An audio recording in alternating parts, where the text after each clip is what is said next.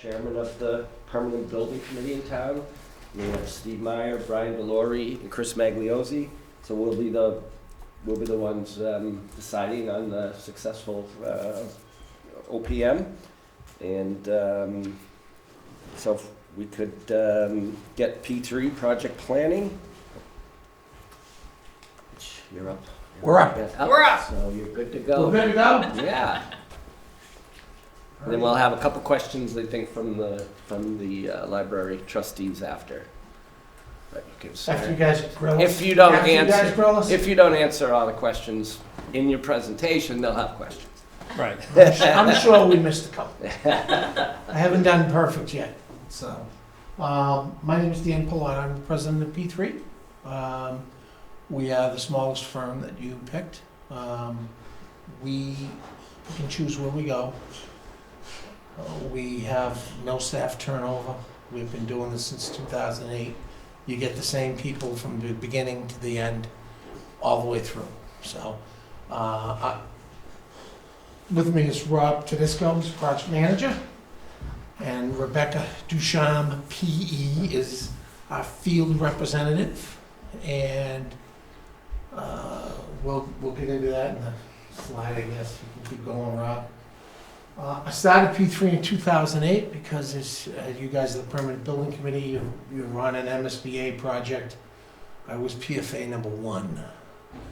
And we got a big Boston firm, and they could build a building really well, but they didn't understand how a town worked. They didn't understand how to get a vote. They didn't understand all the intricacies of finance and things of that nature. And I thought we could do a better job helping the smaller towns that don't want to get overrun by big OPM firms. So since starting P3, we've worked in 53 different communities, I think, and we've done 70 projects. We've done a lot of repeat projects in the towns we've worked for because they've been very happy with our work. We have never had to go back to town meeting for more money except for once in a project where the scope changed by the owner. And that was in the middle of the pandemic, and they wanted to grab some more money. And that was the Richmond Town Hall. You can keep going around with the slides. There's 10 of us in the firm, and on this project, Rob will be doing the day-to-day, I'll be doing the meetings, and Rebecca will be doing the field when we get to construction. Megan does all the marketing and community outreach. Mike's back up for when Rebecca decides to take a 2-week vacation unannounced. They're not 2-week vacations. They are too. And Anna does all of our clerking in office. She's basically does all the staff work.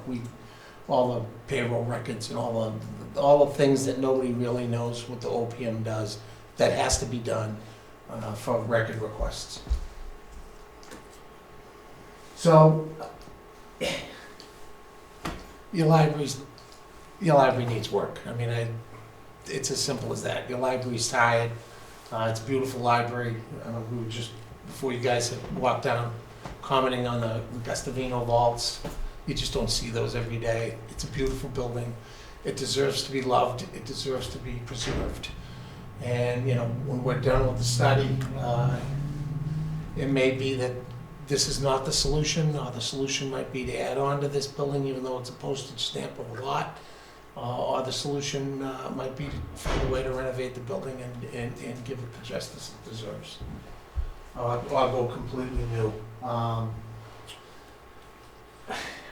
I don't say other than it's just a beautiful building. I wish it was modern, and I wish all the stacks were handicap accessible, and you guys didn't have to have us come in here and present.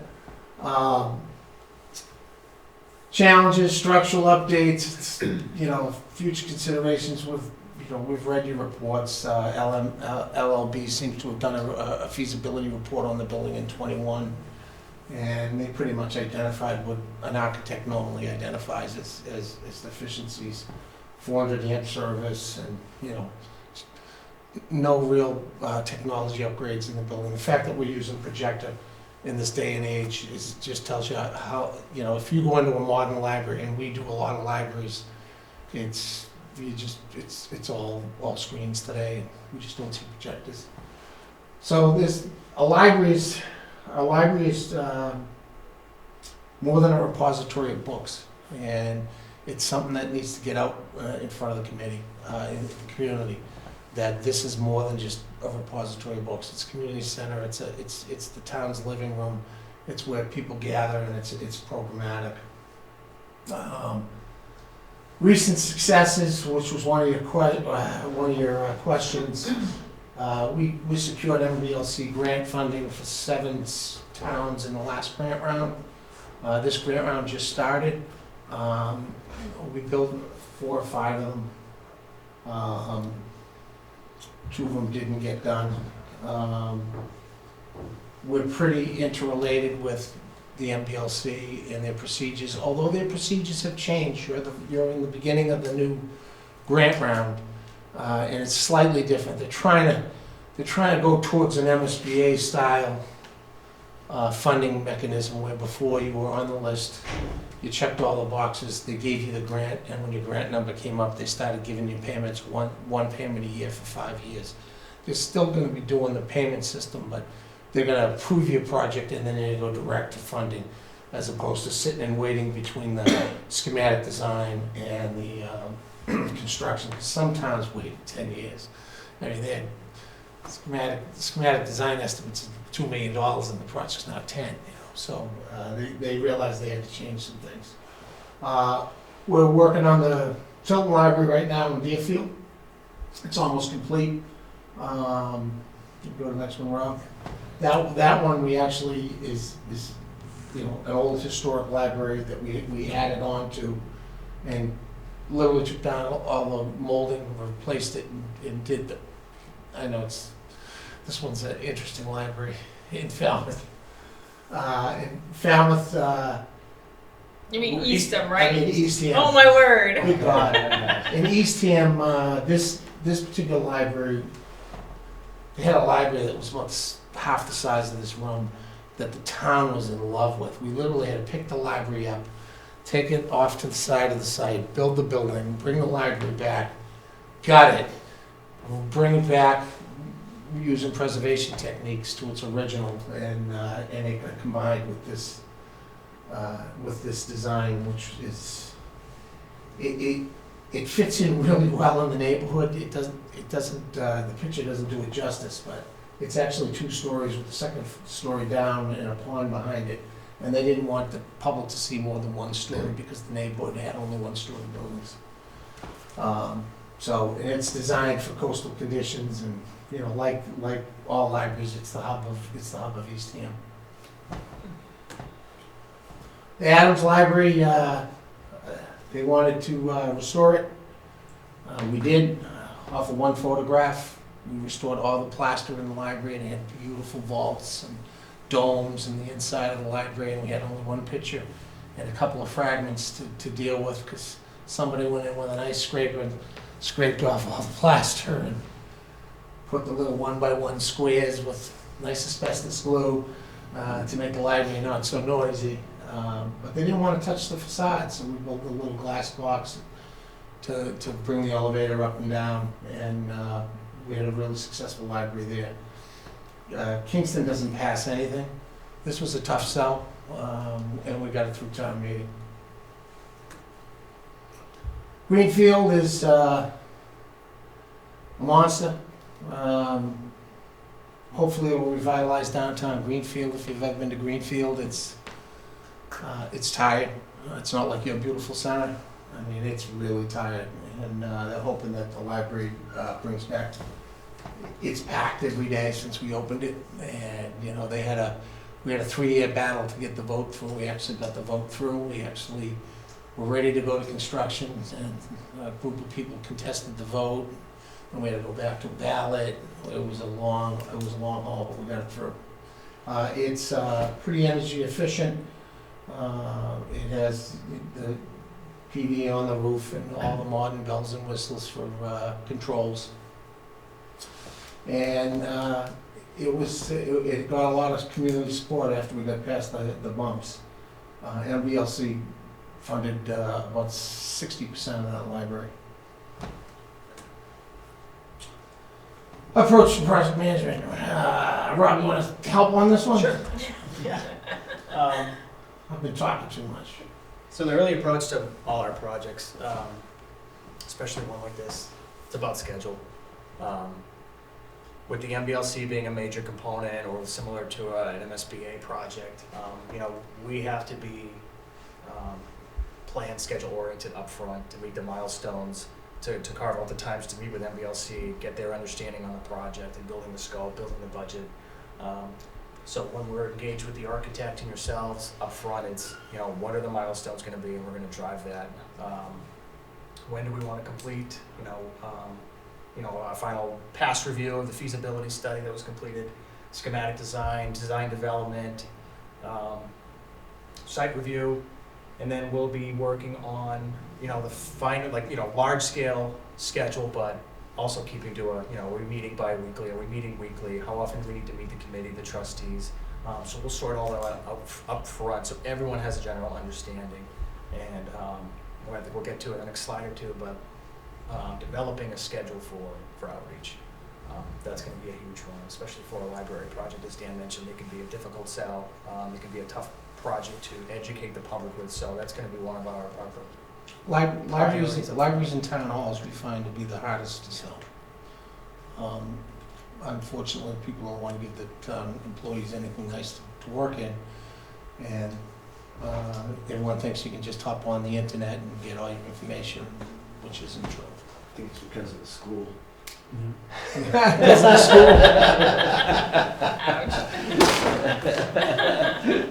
So we use the same tools everyone else uses to monitor construction. We go through every change. Rebecca goes through every little change order in the field. Then it comes to me to be reviewed before we approve the changes. We every time we meet with the permanent building committee, we want to go over budget, we want to go over schedule, we want to go over design every single time to make sure that you're happy with where we're going. And that starts with the program. The MBLC wants to do a program like this.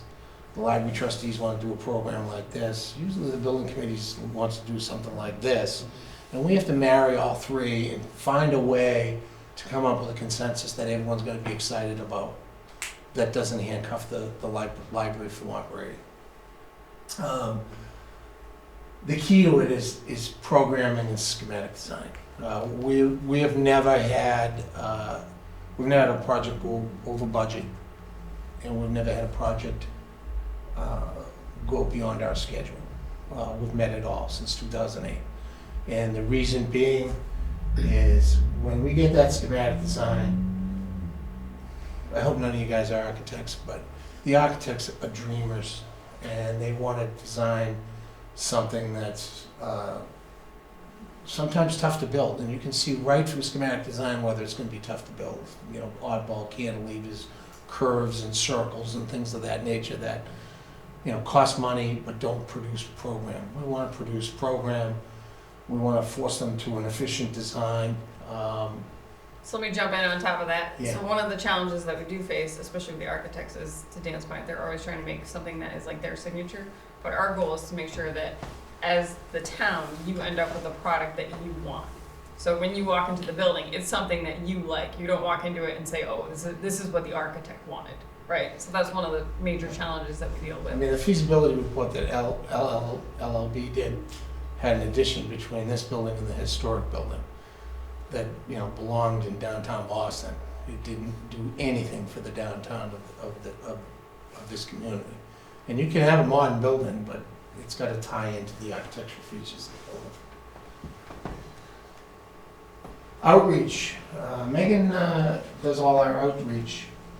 She's going to brand this project from day one. She's going to come up with logos. She's going to come up with banners. She's going to come up with a website. And so we want when anybody sees that color or that banner, that they know this project is the library, and they're gonna wanna read it. And when you start and everything becomes the same, we send out newsletters with progress. Even at the very beginning, we'll start sending out newsletters, post them on the websites, and, you know, meet for coffees with the groups you tell us to. You guys are the politicians, we aren't. You know your town better than we do, technically. Relax. I'm not calling them politicians. Walk in and insult. But you know what I mean. You guys know, like, hey Dan, you gotta hit the Boy Scouts. They're not coming along. Or you gotta hit the Women's League, or you gotta hit whatever. We'll do it. We're proud of the fact that we're 53-1 at town meeting. All right, that's not an easy task. For getting 2/3 votes, 53-1. I'll take that record against anybody. But it's education. An educated town meeting always makes the right decision. If it's educated. If it's not educated, it's gonna be chaos.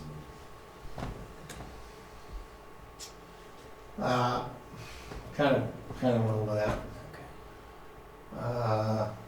Our track record,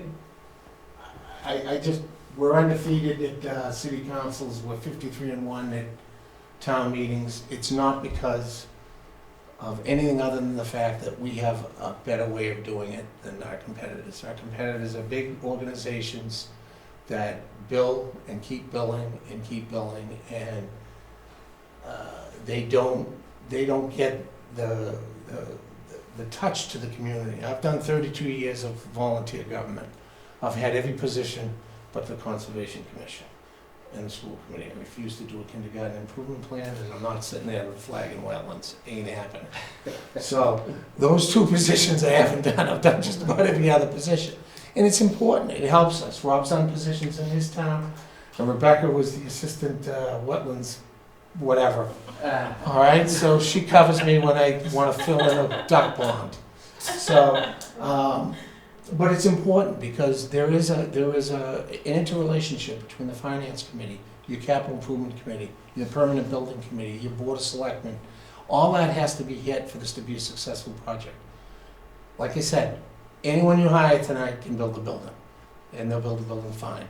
It's a question of getting it to building a building. We'll get the building. We will get this building passed. I can guarantee you we'll get this building passed. All right, even though you just passed a school, that was a lot of money. I hope MSBA gave you a lot of money and you had a lot of ineligible costs wiped off the table. So, that's kind of basically, that's the 10-minute quick presentation on P3 and what we do. And So the only I part hope I did okay. You did okay. The only part you did admit, and so part that Dan skimmed over, is that I actually worked for a consulting firm for many years, and I actually worked with Dan as the OPM on a consulting firm, and he was actually one of my favorite OPMs. And then years later, I ended up working with him. But what made his firm special to me was that every time you pick up the phone to call him, he's going to answer the phone. And I dealt a lot with the larger firms. When you call a larger firm, either you're going to get a voicemail or you're going to get sent to, somebody else. And that was for when you're working on your project, you want that touch where someone is actually going to answer your questions and be readily available for you. You need somebody to yell at. I'm it. Go ahead. Fire away. Yeah, we don't have an automated name directory. We have to type in the names. If you We want just pick Rob, up. press 3. Right. So we don't do any of that. So we actually do pay people to answer the phones. So we also don't do what the other firms do, is we don't do a menu of services. We're going to give you a fee proposal, and if it takes 6 months, we're happy. If it takes 12 months, we're not going anywhere. The fee doesn't change. If you change the scope, yeah, we might talk about it, but I've never done a change order to any of my communities since I started the firm in 2008. We come to an agreement, we honor the agreement, we get it built. That's our job. Sometimes we win, sometimes we want to kick ourselves for taking the job. Please don't be that community. So, fire away with your technical questions. We're ready to go. Do you have any architects you prefer to work with? I can tell you architects I don't want to work with. And I won't say that out loud, but I'll slip you a note under your door. All right, there are certain architects that this would not be a good project for. There are other architects this would be a great project for. Not all architects are the same. Some push towards historical, some push towards new. Some like to spend money crazily. A lot of library designers, libraries, believe it or not, cost more than schools. And they don't have to, but they do, because some of the designers get off the leash. And that's our job to keep them on the leash. But yes, there's some that we would say, don't hire that firm.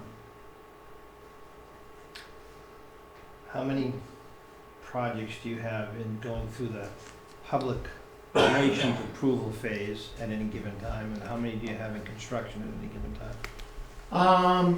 Right now, we have 3 in construction, 1 in bidding, 2 in bidding.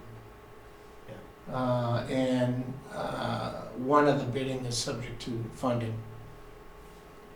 which is it's gonna be a tough sell. It might be my second loss, because the community is a small community, and it's a big project.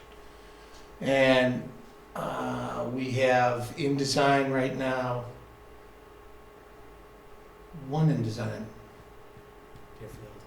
Deerfield 1888 is the only one in design right now. So we don't overcommit.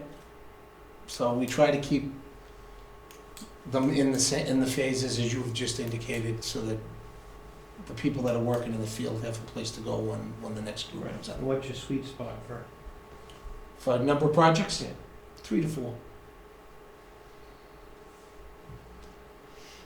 So what he's not telling you is how he keeps us around for so long, is he doesn't overwork us. So he gives us just enough work to keep us busy, but not enough work that we call and yell at him. So That's how she takes 2-week vacations. they're not 2 week, they just feel like 2 week. Trustees, you guys have some questions? He answered a lot of them, referring to outreach, what you're Yeah. gonna do for outreach. Outreach is huge on a library. I can't even express how important outreach is. A short timeline. Yeah, yes, and I think you are aware of how short the time, it seems to us, a very short timeline, because the design has to be submitted in December. The That's not a schematic- short timeline. Isn't that short? Yeah. Seems short. It's not a short timeline because it's not like an MSBA project where their schematic design is like this. The MBLC schematic design is more like this. Okay. It's almost an advanced programmatic design. It's not fully developed. So an MSBA schematic design is, you don't have enough money for the OPM. Right.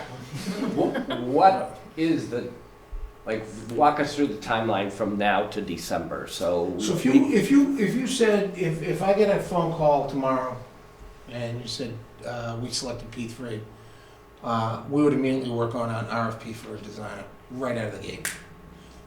Meet with the procurement department if you have one, or the town manager if he's the procurement agent.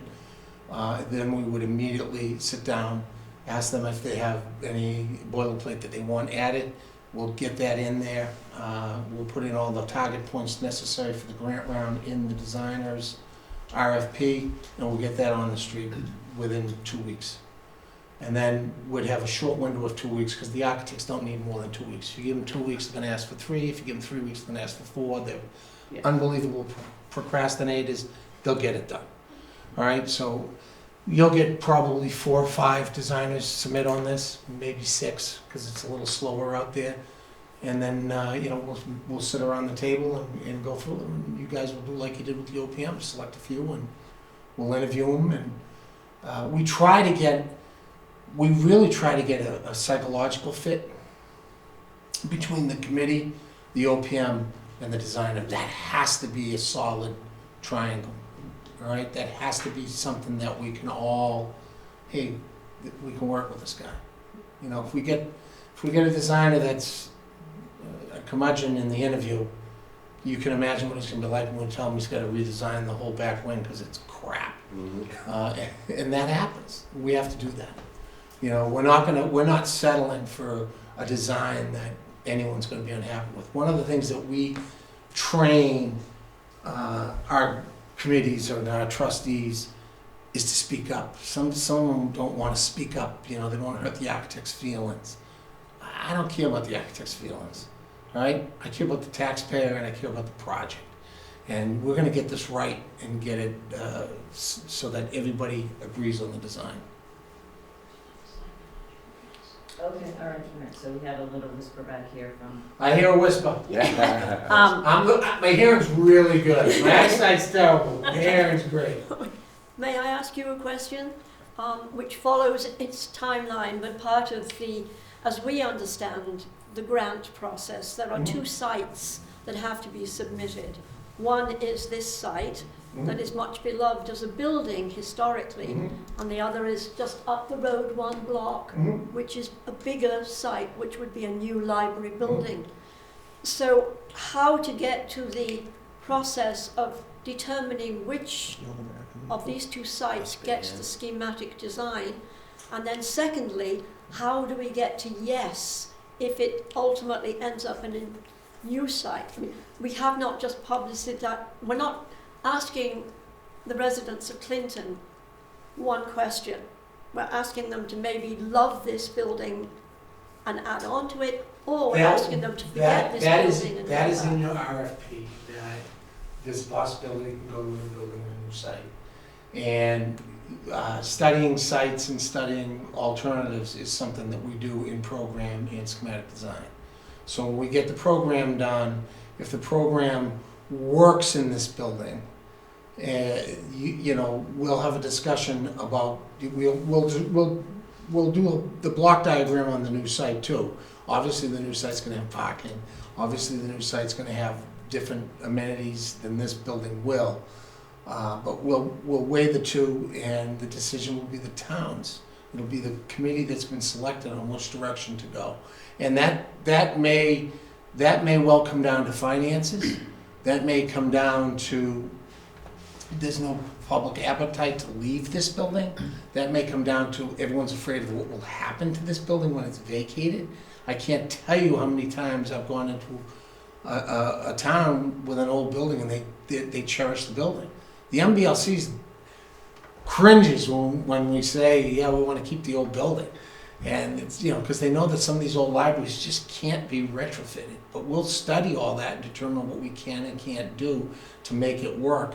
And we'll weigh the two on a point-based system that we all agree on is the way to rank it. Thank you. What's been your split on renovation versus new building? There was a big push for renovation in Greenfield, like here. It was an old, the Hovey House was an old house that was added on to with a big brick stack in the back. It was beautiful. No one really wanted to give it up. But as the design went along and the programming went along, it became clear that we had to. So most of our projects are addition renovations. North Dartmouth was new because the state was taking the building for an on-ramp, so they had no choice. Monterey was an addition next to a brook, which was a fun permitting site for 2 rooms. We had Deerfield's an addition renovation to a Carnegie-style library also. So it varies by town, but I'd say addition renovation probably wins. And just from what I know of the whole program, in general, the MBLC funds more addition renovations than they do new. It's hard for a large piece of the voters that really vote are as old as I am, all right? And they remember going to the library as a child, and they don't want to give it up. They don't want to give up that memory. You see it when you do a new school too. They don't want to. I don't understand why you have to knock down the school. Why do you have to get rid of the school? We see the same. It's the same argument. All right, good. We are a little crunched for time, so we don't want to keep you guys I don't here care too about long. that. We have a process just like you have. Listen, we don't care about process too. No, it was great, very insightful, for sure. Thank you. Thank you. Appreciate it. Well, good luck with your selection, Thanks a Thank you. lot. and we will start tomorrow, Great to meet you. even without a contract. Thank you. Thanks. Great to meet you. Yeah, very good. Appreciate it. Good luck. Thanks. Thank you. Thanks so much. Now, Thank you. Thank you. Thank you, Director. Thank you. Nice meeting you. Busy. Are you a trustee too? There's another trustee. I think right after you were working. I already have her. Everything's backwards. She's gonna train them up. You're not even allowed to. You're not allowed to ask how much it's. Yes, I did, thank you for checking. But what they end up doing is they know something inappropriate and that's what the fee's gonna be. You don't want it. Right. Oh, we have this. We've got the video going. Got a video of you, even worse. There you go. All right, thank you. You were at that meeting, Have a when we good were talking one. about the Thank you. geothermal, the bids and how much the bids All he came said in. was that. You see what their contingency is? It's like fucking 45%. Yeah, it's huge. It's like, that's so they don't have to give it back to us. It's like, that's ridiculous. Well, just in case they run Okay. underwater, you're drilling Come on, 400 feet, you're gonna drill into water. You want to get one? Yes, Yes, yes, sir. Do you need this? You're supposed to. When he ever said water, it's a trip. When he ever said water, I'm like, water? And dealing with this water, what do you think? You're drilling all this way. Yeah, and we're just parking up.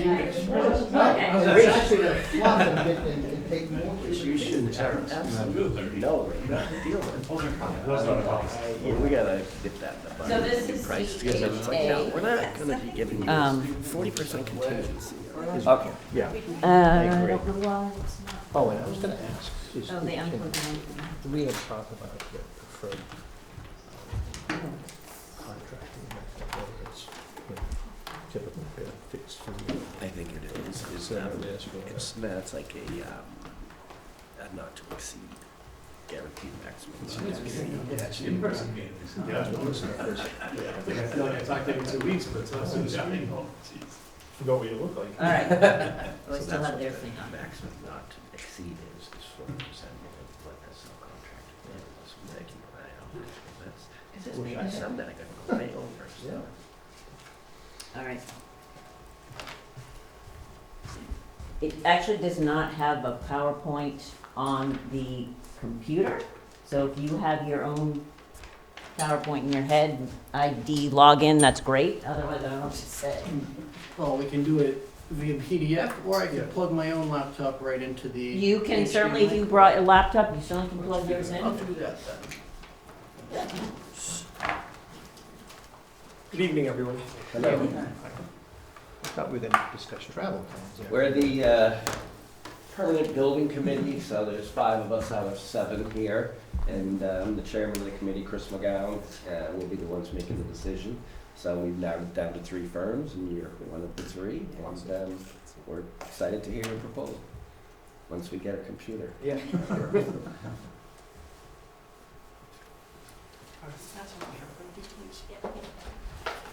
And I just would like to warn everyone up front, this doesn't always play well with others, so good luck. Thank you. Appreciate the fair warning. So you're saying AV is definitely. Be my nerve. It's really part of the experience here. We want you to really know what they go through every day. Thank you. Oh, thanks. So in worst case, we're just gonna go off the paper, but Hopefully. we'll get it to run first. Well, came prepared for many contingencies apparently. Well, hey, I was gonna have a backup. Right? Mm-hmm.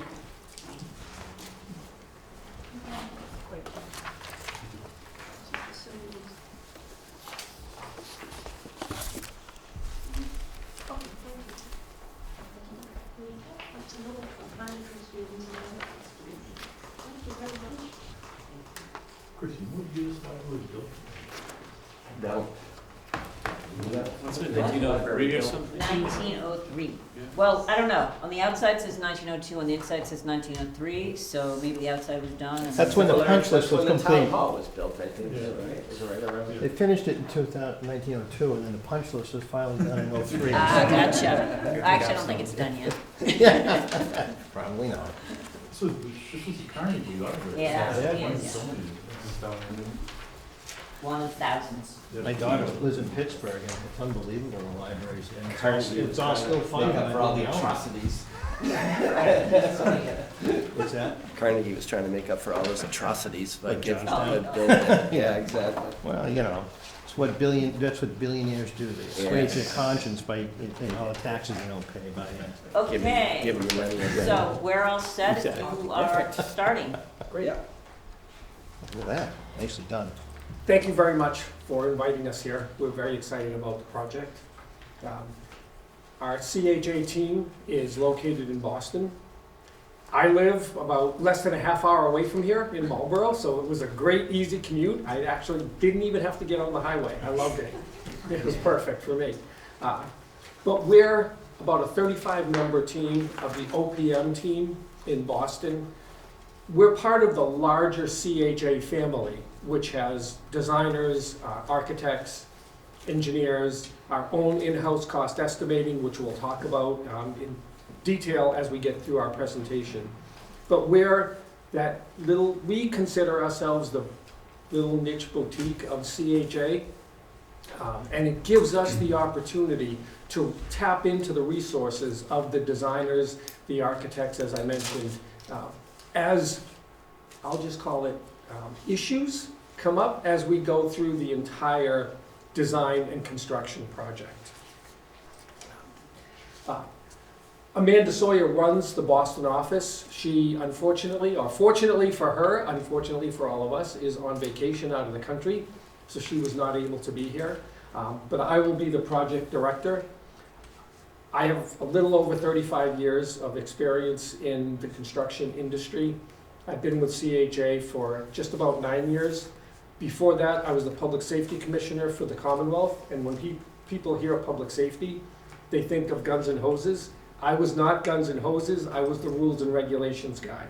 So the elevators, Board of Building Regulations, building code, boilers, pressure vessels, all the construction-related activities were under the Commissioner of Public Safety.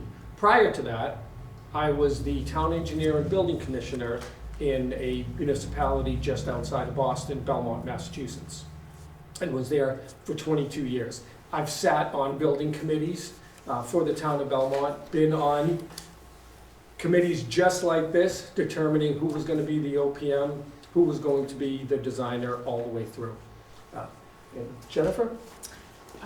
Hello, everyone. I am Jennifer McGrory. I am a senior project manager. I have over 25 years experience in that role. I'm also a licensed architect in Massachusetts, which I think gives me a very interesting perspective on the career. I've been really fortunate to work on a lot of libraries in my career, both public and private and higher educational libraries. And I'm really excited to meet with you tonight and to talk to you about why we believe we'd be the best fit for your team. Thanks. Thanks, Jennifer. I'm Tommy Gazunas Jr., so I'd be serving as your project manager on this project if given the opportunity. I come from a background, I got my degree in construction management, and I've been with CHA for a little over 3 years, working as both an assistant project manager and a project manager in my role. So I really, pride myself on being the squeaky wheel of the team. It's often the one that gets the grease, so, really helping to keep the project team focused on tasks at hand, keeping the relevant parties focused on their deliverables and making sure that we're all pushing in the same direction. I have a history of working on a few different libraries as well as other, schools and municipal town buildings. So look forward to the opportunity to bring my experience and expertise to this project. Praj? Thank you. Hi, my name is Prajakta Patil. You can call me Praj. I'm a civil engineer and I did my master's in project management. And I have been with CHA for a little over 2 years now as the assistant project manager. And I would be helping my team here with the day-to-day activities and the budget and the project controls and all that is related to project management and use my master's degree.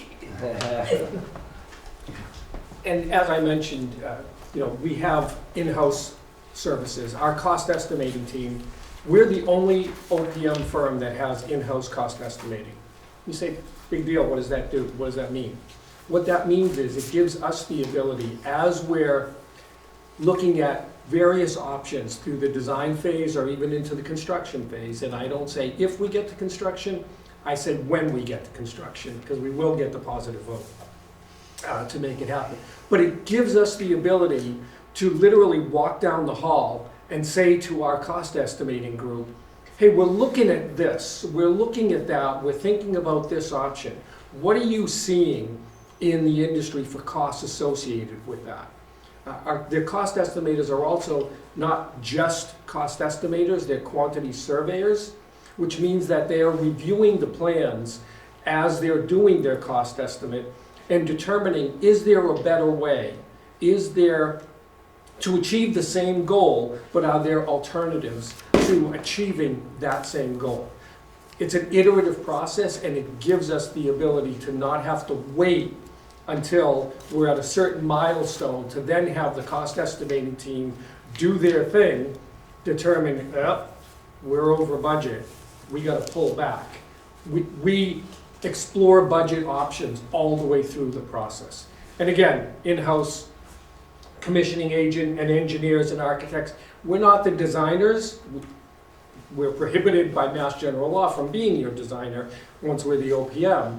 But it, again, gives us the ability to reach out to our design partners and say, you know, we're hearing this from the mechanical engineers or from whatever, you know, discipline.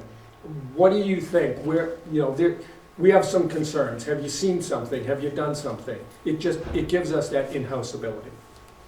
Jennifer.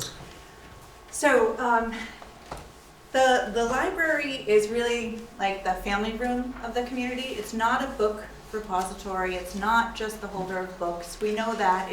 It's really represents the third space in our communities, and those types of spaces we're losing consistently now. We love working on libraries. We at CHA have done over 25 library projects, but over 10 of those have been MBLC funded.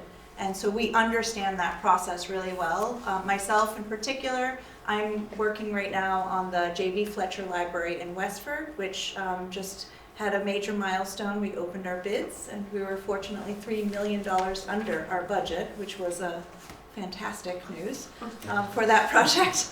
And so you're seeing a variety of projects here, different construction types. Can you go to the next slide? So as I mentioned, we really understand the MBLC process. I know that Heather has been assigned to your project. We understand what's involved in this sequence. You have a really tight time frame to achieve for December. Understanding the MPLCP level of design, we understand what is allowed, what we need to gather together, what decisions you need to make. We have been through this process with many clients and many municipalities, and we understand how small town governments have been organized and how we need to work with permanent town building committees and library trustees and many other parts of your community. So we understand that process. Your first milestone here is that level of design, but then also moving forward to understanding the construction process. And shortly, Praj is going to speak a little bit about some of the custom tools we have developed for helping your project stay on schedule and also developing budget tools custom for the MBLC process. Thanks, Jennifer. Not only do we understand the MBLC process, but honestly, it's the whole construction process as a whole. It's a true partnership between your OPM and the committee here. And it's not our role to deliver you a project in the 11th hour, but it's our role to work with you and lead you to make the correct decisions and the best decisions for your project throughout all 4 stages of the project. You know, following OPM selection, very first stage of design will be designer selection, and we'll get more into that as we go through our presentation. But we'll be working with that design team once they're on board to really work through programming and design, make sure that it's a thoughtful design, not just another building to bolster their portfolio. We'll make sure we're building something that serves the community of Clinton accordingly. You know, we're really focused on helping to lead the charge through all these phases without doing so behind closed doors. You know, it's all a transparent process. It's a partnership between the community, the committee, the OPM, designer, and ultimately the contractor once we get there.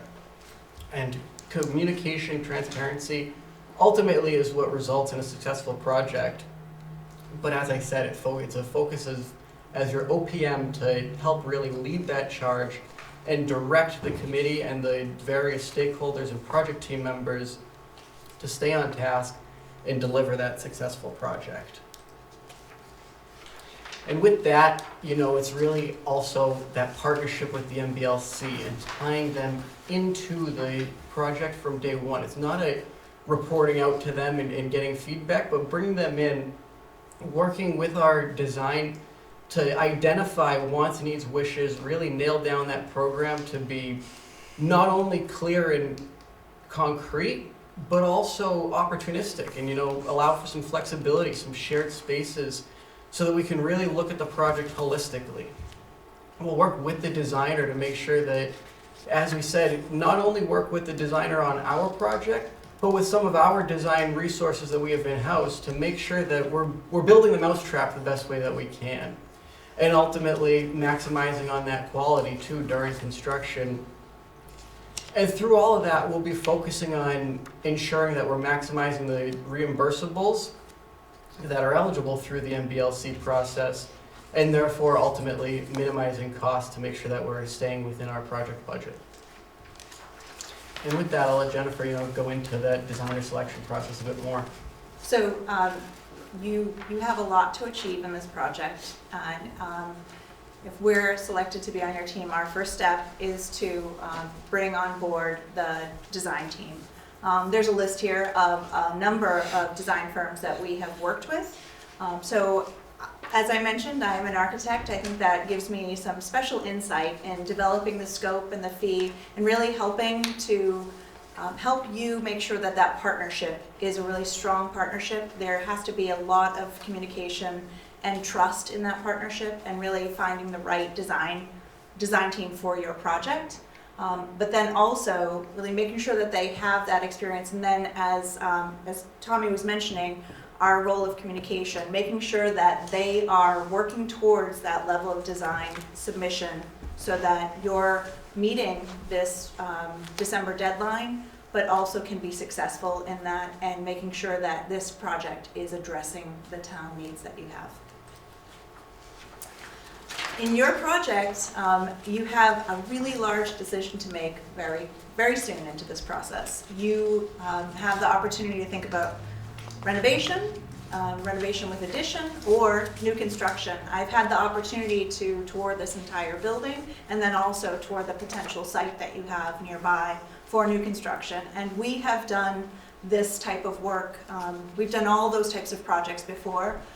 Here you're seeing Marlborough, which is also a Carnegie library with a large addition that is actually off screen. You're seeing the focus of the renovation portion of it. But also new construction, for example, in Sharon, where they had a Carnegie library and they decided that the solution was to build new elsewhere.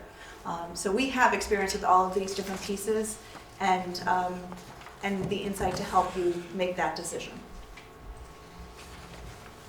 So there's a lot of charm, and I know that this library is very beloved.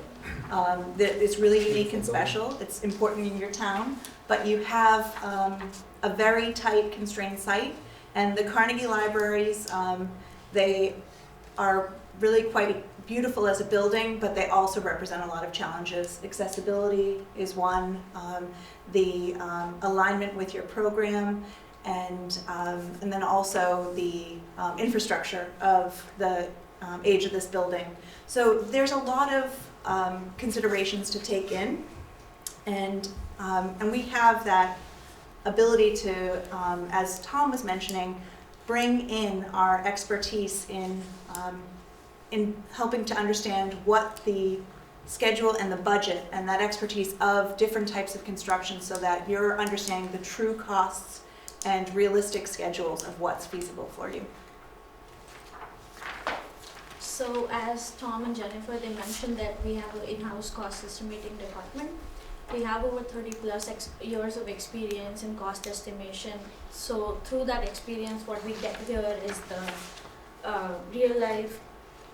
real-time cost valuation of all the cost control measures, and also It also highlights the comprehensive budget tracking, and this budget tracker has been customized just for MBLC and as per the requirements here.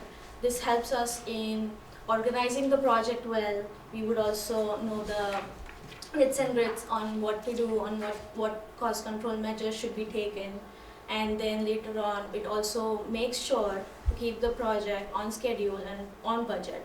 And there are very different tools that our team has developed here, not just this tracker, but other trackers like Risk Register, RACI Chart.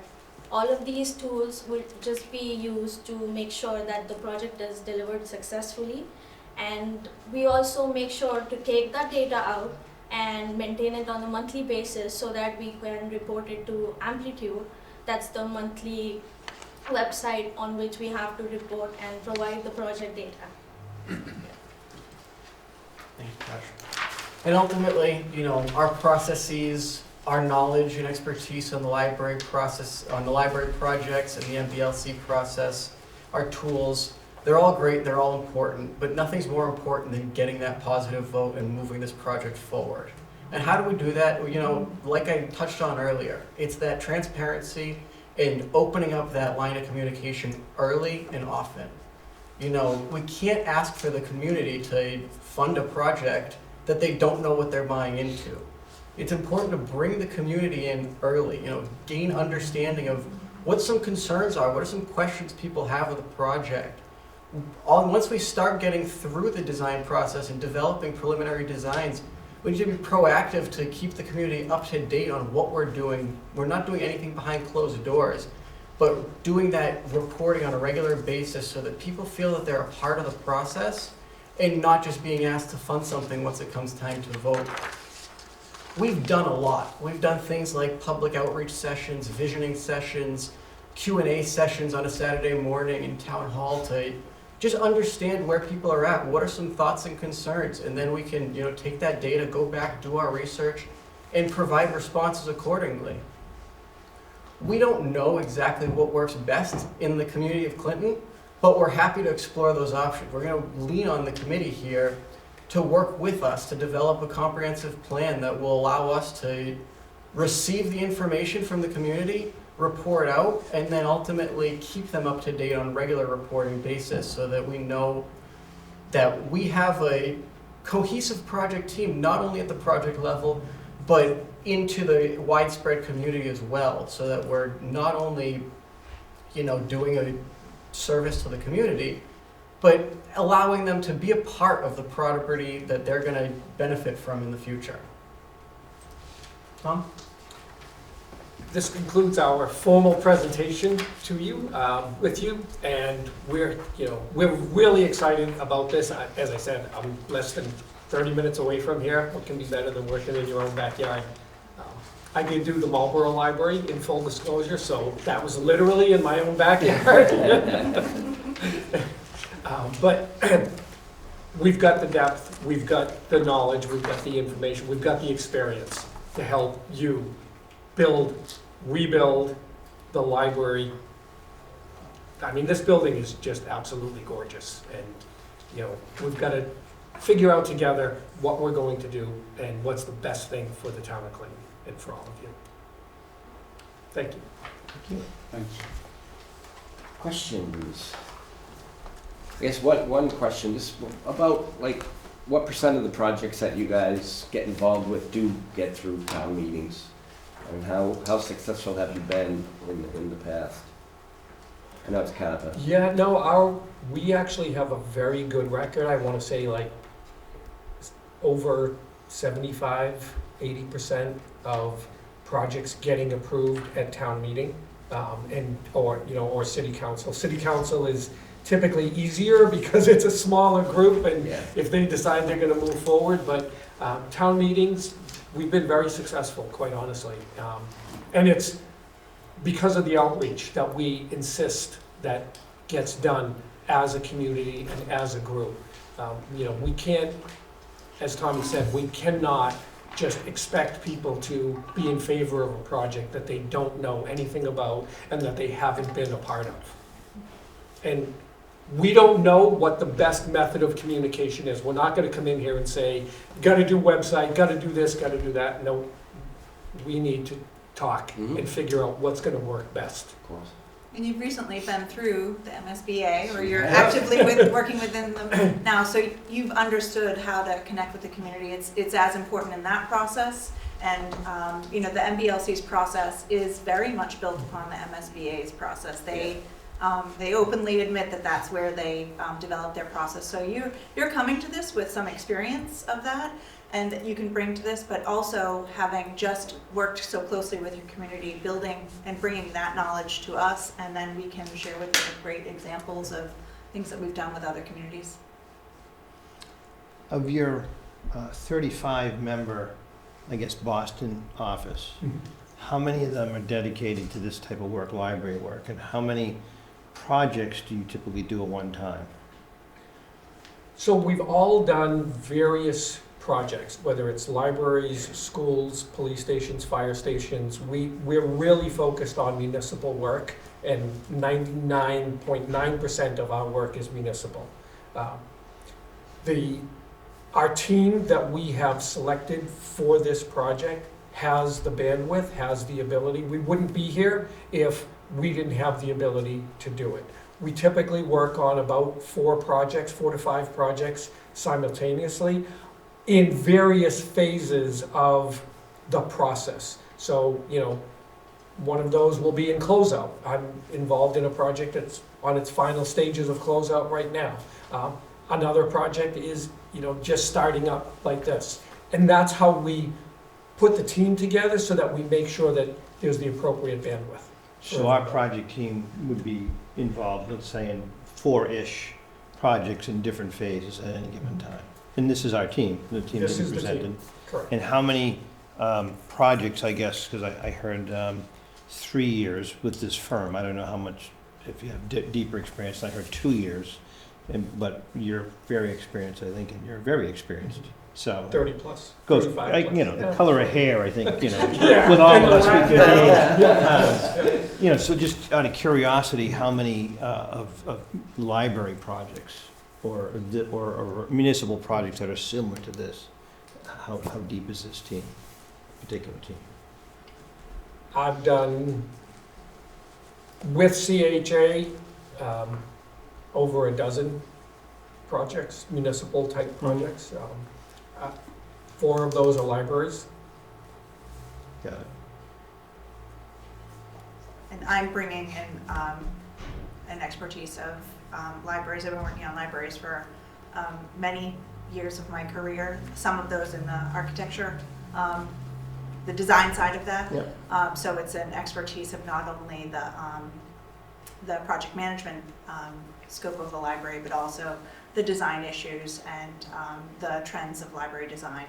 And I've worked in, as I mentioned, public libraries, but as well private and higher ed libraries, so a variety of typologies. This Carnegie Library, we're fortunate, there's a number of them throughout Massachusetts, but many of them have had similar challenges, and so we've had some experience working with them, but we've also, many of us been involved in new ground-up construction as well. I've been involved in 2 other library projects, both historical renovations, one being a Carnegie Library as well. Likewise, right Thanks. now, I just helped Jennifer with the pre-calls for the Westford J.B. Fletcher Library, and then there's a library, Vineyard Haven Public Library, that's on Martha's Vineyard. So we are currently helping them move to a temporary space. They're starting the construction soon. Thank you. Trustees, you have questions? Did they answer them all? No, I think we really, I can't speak for all this. This is a trustee here, a trustee there, and you've met Marie. Yeah. It is the difficulty of knowing which site for us. I mean, we talk about it in trustee meetings and we don't know. We have an attachment, like a lot of the community are very attached to this building. The one good thing about making a decision is that we have been told that should the other site be the community's wish, this building will not be torn, it will be used. So we're not removing a beloved site out of the community. But it's a tough choice. Because you said we have to make that choice fairly early. And we have no idea how to do that. That's what they're here for. And one of the things that we will start with, and Jennifer, please add to it, is, you know, the overall programming that Jennifer mentioned, that we, as a group, have to go through, you know, with a lot of help from the library director and guidance from you on, you know, what programs are near and dear and are essential to Clinton. What programs do you want to add that you currently can't do? And then how do we figure out the best way to accommodate all of that? Understanding that there's a love for this building, and thank God you have a love for the building, because I don't think I could engage in this project if this building was going to be demolished, like right out of the gate. That, as an engineer, as you know, as a contractor, I love buildings like this. So that piece of it, that's not to say that we're not, you know, like we're going to steer which way you're going. Not at all. It's really understanding what the needs of the community are and addressing those. Anything more? No, it's that process is not easy. I don't want, and you understand that you also have a tight time frame. So I'm glad to see that you recognize that, because it means that as a team we have to hit the ground running very quickly and be engaged. And I think what we'd suggest is to bring forward a very explicit schedule, because 8 months might sound like a lot of time, but it's not. And so what you have to achieve in those, and I outline when those decisions need to be made, you know, hiring the design firm, but then also as we're going through that process, starting to gather up all the materials that you already have, ask these questions about program, and then understand and get our team engaged so that cost estimating can be happening real time with everything. That's going to be another big part of the decision, what's involved in the cost of this as well. So may I ask another question? So in other words, you could come up very early on with obviously an estimated cost of both renovating an addition here versus new. I think that's what this project needs to have happen. It has to happen. For the town to make the decision and be involved in, you know, as Tommy has mentioned, the transparency. This is a major decision. You've just been lucky to be undertaking a new public school, but that also came at a cost to your community. But they have to understand the benefit of that, and the same is true here. So to understand as much as we can, apples to apples, for the remain in site condition as well as the new site option. And I think that's a really early on process that we have to do, and that's one place we feel we really add value to you, because we have in-house cost estimating to really drive that and understand at high level what these costs are. Thank you. How quickly do you think you'd have a design team brought in? When you make your decision to hire us tonight, we would start tomorrow with, you know, working on the proposals for the designers. As you saw, we've worked with over 40 design firms. You know, we will start immediately saying, we've got this project, this is what it's about, this is what's going on, you know, before anything formally even hits the street, in order to, you know, gather and garner even more interest and get people excited. That's a really important part of the process, is making sure that, you know, there's statutory requirements and we need to follow there's a schedule that, you know, with the central register, and there's statutory timelines that we need to work within. But but also our combined knowledge of working with so many design firms and trying to get the word out and get real interest, you know, and talking to understand how those design firms might best partner with you, because you're going to need a design firm who, you know, understands new construction but also understands historic renovation, so that you can answer that question properly. So how would you get the communication and the outreach and how would you get the community support? Like what is your, I know that the RFP includes website design and you were talking about communication. I'm assuming all of that is like every time somebody does anything, here it is up on the website, here's the notes, here's every single meeting, here's this, here's that. You have someone on your team, I don't know if it's one of the 4 or like someone, one of the 35, who is just dedicated to basically doing the updates, talking to the school committee, apparently their project. More people want to go to the website themselves and look for the information. It's always there. You can find it. Do you have someone who basically that's their job? Yes. Apparently it's And yes. it's not us. It's a partnership, you know, at the project level, we're the ones that are working with that, you know, the budgets and the, you know, the project photos and the regular updates to gain that knowledge and understanding. And we have a woman, Molly Canfield, that works back in our Boston office, and she'll be working with us to, as we said, it's not, you know, a website may or may not be the right solution. We've done things like brochures that we put out regularly, But we do weekly more and than monthly one. memos, but but yes, Molly will be working with us to, you know, we'll be helping to provide the information, the real-time information, and Molly will help to make it pretty and get it out to where it needs to be so that it's understandable, it's clear, it's concise, and it's, you know, it helps to bring more excitement into the project. And one of the reasons why we use, you know, the quote insider, outsider, but someone who's not a part of the project team is because as we become more and more familiar with the project, things appear to be so simple and so automatic in our heads because we've been there and listened to all of the discussions and heard it all. But having someone who's looking at it from that outside view is like, wait a minute, what are you trying to say here? That your message is not clear, we need to fix that. It's proven very successful for us. All right, I think we've got to move on. Okay. We had one more tonight, so but great presentation. We appreciate you coming. Thank you. Thanks for your certainly time. be in Can touch. we ask one question? Surely. What is your timeline for a decision process?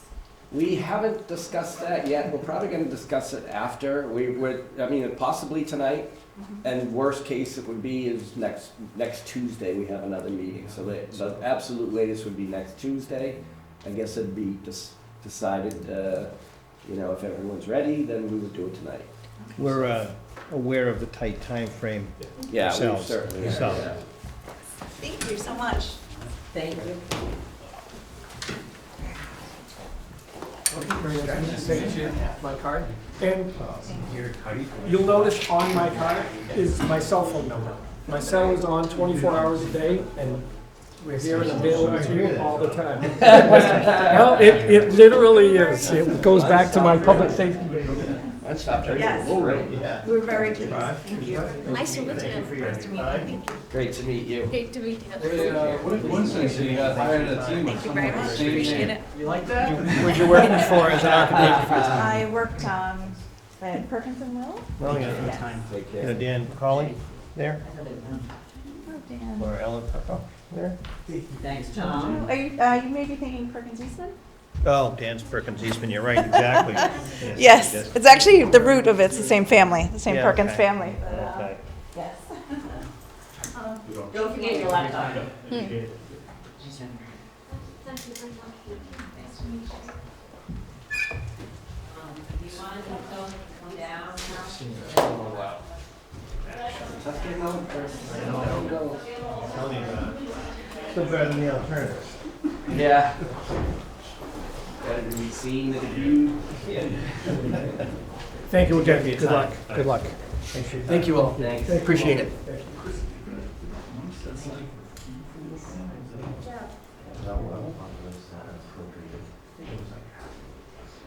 Hello, how you doing? Isn't it though? And all the money that just comes out. How you doing? Good, how are you? Good. How are you? How are you? Come in. We can get you more chairs. How many do we need? Well, so if you want us, we can sit there or we can stand, totally up to you guys. Whatever you're more comfortable with, how's that? Yeah, what do you guys want to You do? make the call. We'll stand. Maybe a couple there and a couple here. So let me ask you, best way to tie in, I got my laptop and I got, okay, Marie is the right Marie is person. the person. I Perfect. have no idea. All good, all good. I was like shocked with that. My guess is your laptop will plug into that. Yeah, like probably right. Are you using your computer then? Yeah, does that work? Yeah, it should. I have no idea. Oh, yeah, Find you got out. HDMI, and that'll do it when we get set up. You're not gonna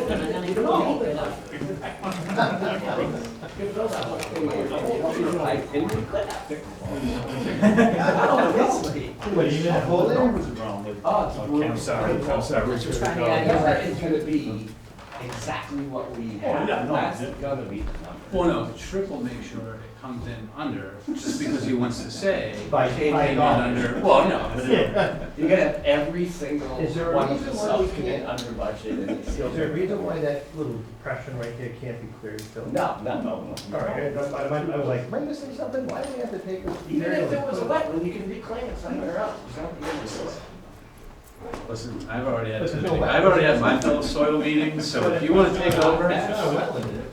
I don't think, I might get back to you tonight. He called me, it was so nice of him. I mean, I was just expecting busy, all good, no worries, but he called me as I was getting ready to come here.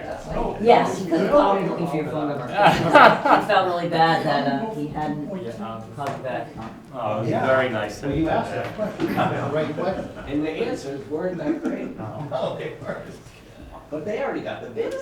Yeah, I know, but that's what scared me.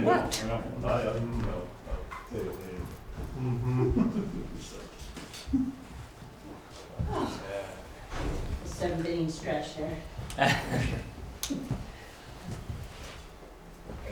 We're just venting about one of our other projects. Yeah. Is it the school project? Yeah. Yeah, Which is fine, it's going well. So. good, good. You only have a shovel in your arm. Yeah, true. We're ready. Yeah, good, yeah. Awesome. Well, thank you so much for this amazing opportunity. We're Colliers project leaders. We feel confident we're the most qualified firm for the project, for the job, the OPM position for the Clinton Library project, and we hope that shows through our presentation, through the Q&A. We developed a pretty quick presentation we should be able to get through in 15 minutes or so, and then jump into the Q&A, and looking forward to that conversation with you all. The agenda items we have: key personnel introductions, get into some overview of Colliers project leaders, similar library project experience, go over how we manage the communication side of the project throughout the course of the project, step through some project management services we implement as the OPM for our clients, and then jump into the Q&A. So this project team in front of you has the passion, the relevant experience, work ethic, and soft skills to be the best OPM team for the project. The different components we were thinking about in putting this team together is MBLC funding project experience, LEED certification project experience, general publicly funded projects in Massachusetts experience, and that get out the vote community outreach experience, and this team has all of that. We'll start with individual introductions. My name's Phil Palumbo. I'm a project director with Colliers. I've been with the firm now for the past 12 years, serving as an OPM for towns just like Clinton, and then before Colliers, another 8 years in the design and general construction industries, focusing on publicly funded projects in the Commonwealth. I would be a project director and main point of contact throughout the course of the project. Adam D'Alessio, senior PM with us, unfortunately he had a personal conflict, so he can't be here tonight. He's been with Colliers for a little over 7 years now. He's also MCPPO certified like me. He would be part of the project management team. Him and I have worked together on senior center projects, fire station projects, school projects, so a lot of work together project experience. And then before Colliers, he was an owner's rep for Bay State Medical Center in Springfield, working as their owner's rep on their different capital improvement projects on campus. Brady? Hi everyone, my name is Brady Doyle. I'll be the project manager of support for this project. I've been with Colliers for just about a year now. Before Colliers, I have about 6 years of experience with structural engineering. So that's my background. Nice to meet you all. Luis?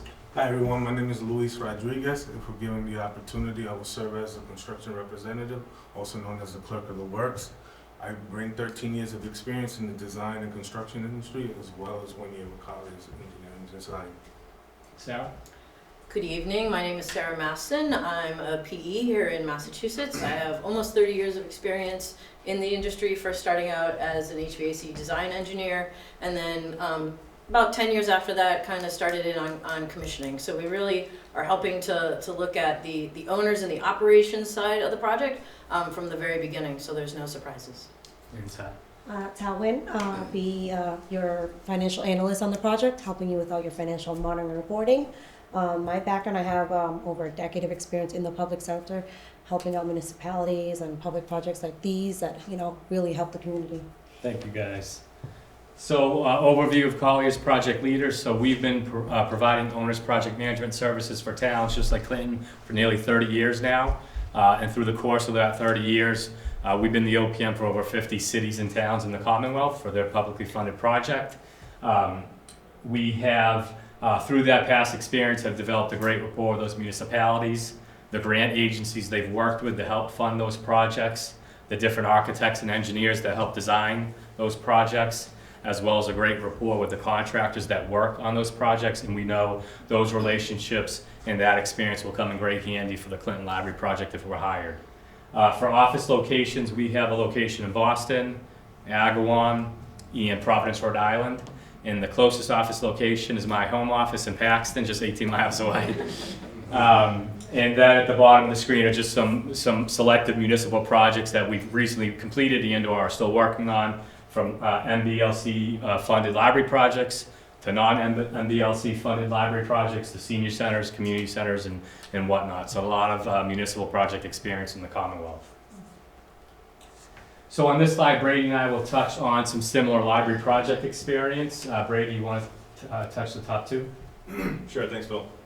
In the top left, we have the West Springfield Public Library. This one was approximately 37,000 square feet. It opened up in 2016, had a $16.2 million budget, and it was LEED Silver certified. It was also MBLC certified. Funded. And with this project, we were able to assist the town, or excuse me, the city. We were able to assist the city with approximately 50% of the cost to renovate the historical Carnegie wing of the existing library. And through that, we used the West Springfield Community Preservation Committee. And going back to the MBLC funded, I just have it written down here so I wouldn't screw it up, but it was $6.2 million plus $200K for the LEED Silver GLI program, and then an additional $600K for the Historic Preservation Grant CPA. The top right is the Dudley Pearl L. Crawford Memorial Library. This one opened up in 2010. This was $6.3 million. Again, this was LEED Silver certified. This one was a brand new construction, and this one was also MBLC funded. And between the MBLC and the GLI program, which is the Green Library Incentive, we were able to get the town $2.3 million. And with this project, the cool thing was the community went from a 3,000 square foot library to a brand new 18,000 square foot library, so big difference there. And also with this project, the MBLC, they viewed it as an adaptive reuse because of where it was located. It was actually located, they put the construction where the old town hall was located. And then this one also has a PV mounted, solar mounted rooftop unit, which accounts for about 20% of the electrical usage for the library's electricity. And then there were also several other green materials used for this project. Phil? Thank you, Brady. Lower left of the slide is the Stowe Randall Library project in Stowe, Mass. So they actually tried to get funding by MDLC. They were denied because of the competing towns and cities that were accepted. They probably would have been accepted if they chose to resubmit for the next grouping, but they wanted to just get going. They got approval on the budget, so we went ahead without MDLC funding. But we did get them a $500K decarbonization grant through the Department of Energy and Resources, being a green community just like Clinton, and another $1 million historical preservation grant through the Community Preservation Act, because what they did is they chose Ad Reno. The structure on the left is the existing structure from 1892, so we're historically preserving. So this is currently in construction about a quarter or a third of the way through. Historically preserving the old 1892 structure and doing an addition to it. So kind of some storytelling on this project. So this bid recently after COVID, when these smaller municipal projects were struggling to be competitively bid, right? So a lot of these GCs were concerned about market volatility, staffing concerns, and so on. So we only had 2 GCs bid this project. Bidder number 2, that was the higher one, blew our budget out of the water. Low bidder, we could make work in our budget. We saw that they didn't have relevant library experience, so there was an opportunity there to say, per mass law, we can deem you not a responsible bidder. And we looked at each other and said, do we want to do that? Well, if we do, we're not constructing this project. So we rolled the dice, we accepted their bid, under contract and off and running. And we're fighting the good fight for the town. There's some challenges relative to unforeseen conditions, and a GC kind of this being their first go around on a project like this, and they're coming at it maybe from a more adversarial direction than a teamwork direction, but a lot of lessons learned, a lot of coordination effort with town council and working together with the architect and the GC, and we'll get that project done in spring of next year. Lower right of the slide, Fitchburg Public Library project. This was is MDLC funded. This is also in construction. This will be done spring of next year. Similar to Stowe, they chose Ad Reno, so are maintaining and historically preserving the original structure, abating and knocking down the additions that were done, and doing new additions. Some storytelling on this one is it's located in a FEMA floodplain because of its proximity to the National River, so had a permit through FEMA, as well as they had existing environmental soil conditions. I heard you guys talk about soil and dirt. So we discovered that through the due diligence effort. So we budgeted for it, but it's that fun during construction that you got to deal with and test soils and all that stuff. So going through that process there, but that'll be successfully completed in the spring next year. So one of the aspects of our job as your OPM that we take extremely seriously, that a lot of times can be overlooked, is this kind of communication aspect. We know if we're going to be that primary coordinator and that leader that you guys are expecting us to be, we have to make sure we take charge of kind of all the entities involved in the project, so we can make sure all that project communication gets funneled through us. That way we can kind of disseminate all that communication to the appropriate vendor, firms, boards, committees, departments, whatever it might be, to make sure we're kind of bringing that calm to the chaos and that organization to a scenario that could be very disoriented and complex. And our clients have 9 to 5s. They're hiring us to do that and be that for them, and we take that role extremely seriously. Brady? Yeah, so this slide shows the macro project schedule. Phil, did we pass those? Right now. Okay, while he's doing that, yeah, so this is the macro project schedule that we created for this project. As you can see up on the slide, you guys will see in a minute, but we're aligning with the MBLC's timeline for their review, which is going to be December 2025, January 2026. After that, we have the cost estimate analysis happening in February of 2026. Then we'll immediately create a milestone schedule, which will provide much more details than what you're looking at right now. That milestone schedule will be what's included on the designer RFQ. We'll just wait till everyone gets one.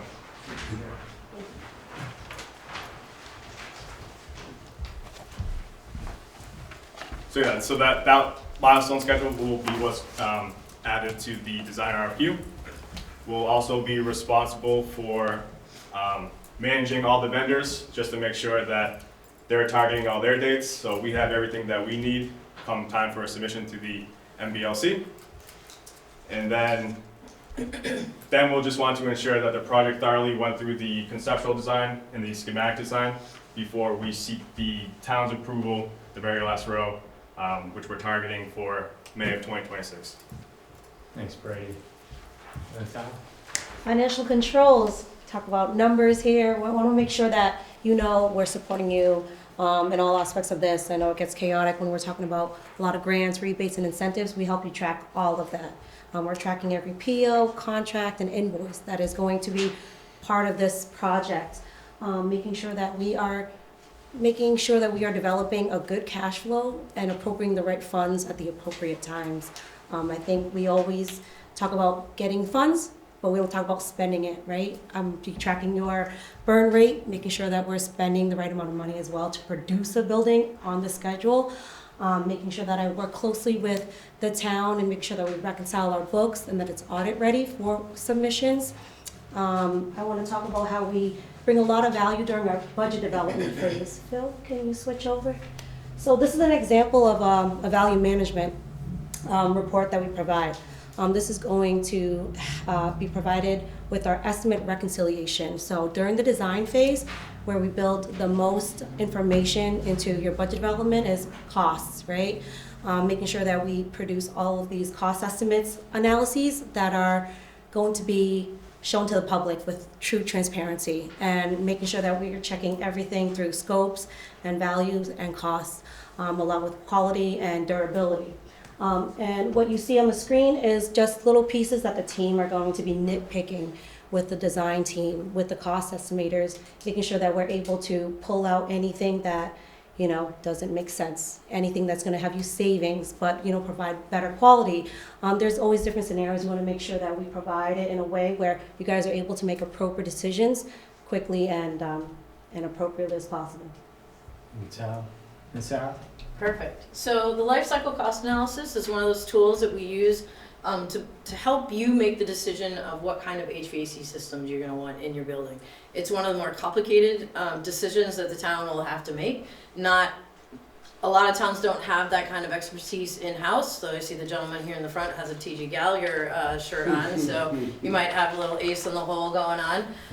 But it's often very difficult to compare apples to apples. And so we use the life cycle cost analysis to be able to, kind of compare the different systems, what you're looking at for first cost, what you might be eligible for the different rebates, et cetera, utility work, and then like the maintenance. Because most of the time, like the greener systems, right, they're gonna be a higher first cost, but typically you will see less on the maintenance costs, through the life of the system.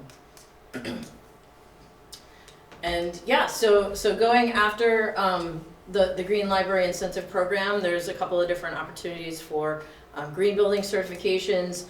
We do have quite a few LEED buildings in our repertoire, but we've also done net zero living buildings because most of these municipal projects that we do are required to do some type of green certification, and we have a lot of that experience in-house. So for this, it helps to start in that design phase to see what the town is considering, what that looks like in your life cycle cost analysis, and then what the community is willing to take on. So we work all of those through to make you have the most information and the most up-to-date information that you need to help make those decisions.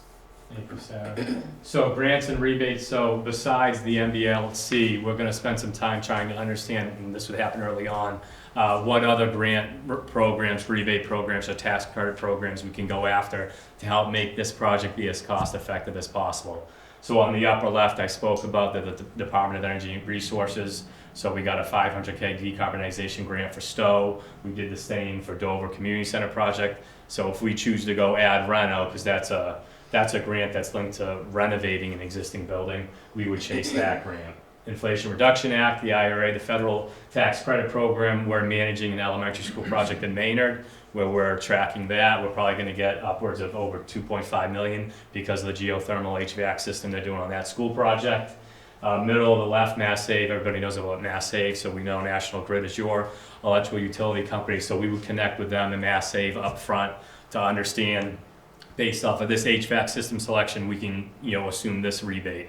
Based off of this, we can assume these rebates. Middle right is electrical vehicle charging station grant program the state offers. I'm sure based off of the energy code, the site design for this project will require at least one electrical vehicle charging station. We'll get that funded through that grant program. And then of course the MDLC, another grant program that we have experience with that's not on here, Community Preservation Act. So again, if we're choosing to go add reno, and I'm not influencing that, but that has historical preservation grant components to it that we helped stow out with.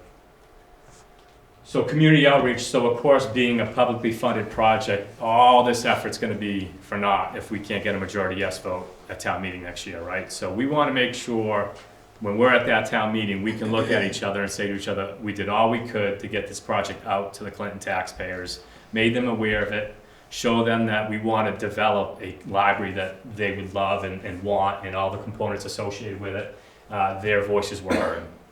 So upper left of the slide is an example of a community survey we did on a project where the HVAC system selection was the big to-do on that project. If we didn't go a certain way with that system selection, that project was not going to get approved at town meeting, right? So we said, all right, let's get a community survey out because the community forum attendees attendance wasn't wonderful. We said, okay, well, let's go to them, issue them an online survey. We got tenfold more responses than we would have at a community presentation. And because of that, and they saw that, we were able to make the right HVAC system selection and ultimately get support at town meeting for that project.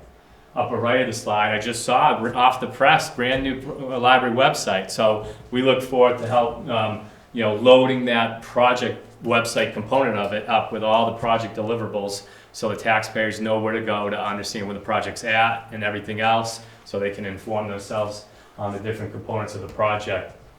And as well as, making sure if we feel like community forums is the way to go, community workshops, let's make sure we're getting out early and often to the community. So again, so they feel like their voices are being heard and whatnot. And again, ultimately making sure we're doing all we can to best set ourselves up for a majority yes vote at town meeting.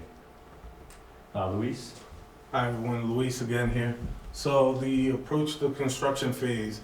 So one of the things I want to start off by saying is that we don't believe that there's no such thing as bad timing, just poor planning and poor coordination. So from the onset, it's very important that we establish an effective roadmap and communication throughout all these phases. I will be someone who will be on site all 5 days during the week and monitoring the construction progress, as well as photographing and keeping up with the schedule, as well as any potential issues that might arise on site as well. One of the things that I've always ensured is that coordinating testing for any testing agencies that come on site, whether that's building envelope, whether that's any of the commissioning that comes on site, and then also tracking contingency. Any potential change orders or any potential issues that I might see, to bring those up to the attention. Also document them in our log, which gives us an opportunity to address ahead of time for any potential issues. So if you're ever on site and you have any questions, please always come approach me. I'm the warm, friendly face that you'll see bouncing about, and it'll give you an opportunity to introduce yourself. And also, we'll raise any questions you might have. Milestones are very big and very key. It's very important that we hit our milestones as far as getting certain materials on site, making sure that we're hitting certain milestones, whether it's testing, whether it's the first phase being done, and ensuring that all those are still in line with the schedule and not affecting opening date. Thank you, Luis. So again, thank you so much for this opportunity. We really appreciate it, and we look forward to the Q&A.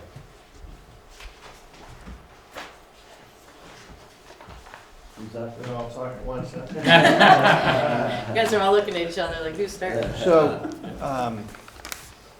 MBLC experience, this team, I'm assuming Collier's generally is very deep. So I'd like to know what this team, our team, has in MBLC experience? And how many of these type of projects is this team going to be looking at the same time? Yeah, so in terms of MBLC experience, that's me, so working on the Fitchburg Library project, and working on so that's not MBLC funded, the Stowe Library project, but I got 2 library projects, one being Fitchburg Library and the Stowe Library, not MBLC funding. I will say this, in lead up to this interview, I've coordinated with Andrea and Heather at MBLC multiple times, and I get the impression that it's not going to be much different at all than similar to the MSBA grant program that schools do. So I have no concern that you're going to have an inexperienced OPM dealing with the MBLC process. In terms of kind of work capacity, so what we have for our PMs, the sweet spot is 3 projects at one time. The idea is one's in design, one's in construction, one's in closeout. That's what we have with Brady, that's what we have with Adam, and that's myself as well in terms of kind of being your primary point of contact throughout the course of the project. Explain a little bit about, Luis, your role with the PM. Is that a little different than some of your competitors, it seems to me? Sure. So Luis, as he mentioned, is the construction rep, so kind of clerk of the works during the construction process. So like right now, he's the clerk, or the construction, we call it construction rep, on the Crocker Elementary School project in Fitchburg, Mass. That's going to be completed at the end of this year. So during design, what we have our construction reps do are design reviews. So at the kind of the phases through the course of design, they're looking at constructability issues, code issues, and whatnot, kind of carrying over from experiences in the field. So he'll play a role in design review during design, and then he'll kick off. Once we're kind of at contract or pre-qual leading up to bidding, that's when we'll kind of get them really introduced to the team and roll into construction. Am I the only one that's going to ask questions? What else? What else is new? This is a good job. What's your of all these things that you mentioned, this community, we have to get it funded, right? Yep. So, what's your record? What's your track record? What's your one loss? Honestly, we're probably 99%. The one loss I can think of wasn't a project I was on, out in Western Mass school project. I'm probably going to get it wrong, but ultimately very high success rate. And like I said, we know there's going to be naysayers in the town of Clinton. We're not going to get 100% consensus, but from our experience, the idea is you're going to have 30 or a third that are going to love this project regardless of which way we go with it during design. You're going to have a third that's going to be against it regardless of what we do, and then you're going to have a third in the middle, and that's the third. We want to do the best we can to show them we want to design a library that you're going to love, and speak to us. We're here in front of you, and we'll show you that we'll make whatever adjustments we got to do to get your support for the project.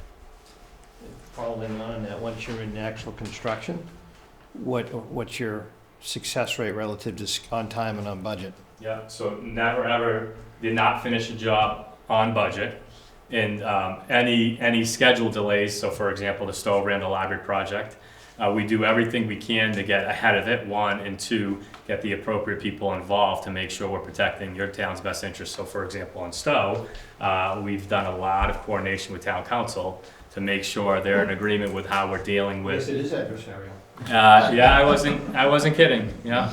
So, but that's so municipal projects of this size, you tend to get GC bidders that can be a challenge to deal with. Yeah. So you're probably on your school project, you're going to luck out because generally speaking, those bigger projects, you get GCs that are a lot better to deal with. And some of the things, so, as Phil was saying, so particularly schedules, a lot of times the HVAC or the electrical equipment plays into that. So if we know that we have equipment that's going to be a long lead item, we'll work with you to either pre-purchase that equipment or work it into the schedule so that it's, comes in on time and has a little bit of a grace period. So there's a lot of that goes into the planning early on, and we make, accounts for that so that it doesn't affect the long-term schedule of the project. So our school project would do a CM at risk. Is that not typical for projects of this size in library projects, or? Sure. So I would say a project of this size, this Clinton Bigelow Free Public Library project, it's not typical, right? Because it's a qualification-based selection process, right? They're not competitively bidding against each other. So therefore, you're naturally going to get marked up anywhere in this geographical region, 5 to 7%. above what you would get if GCs were competitively bidding against each other. So in the event, we had that presentation to the building committee early in this project, and we said to each other, well, we already know this is gonna be a challenge to get approved if we go GC.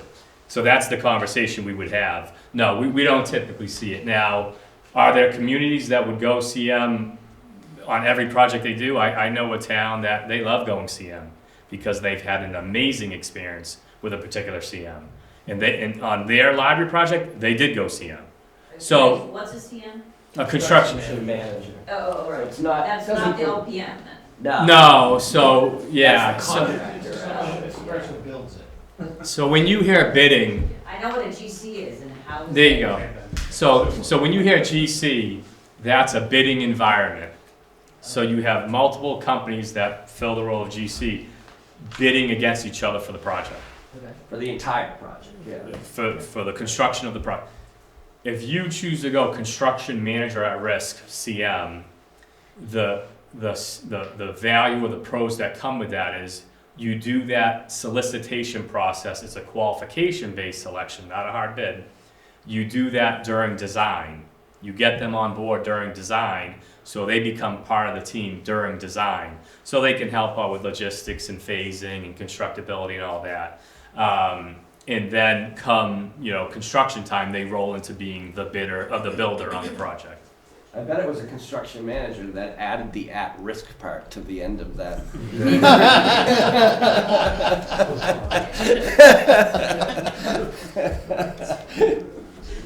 Yeah. Yeah. It's fun.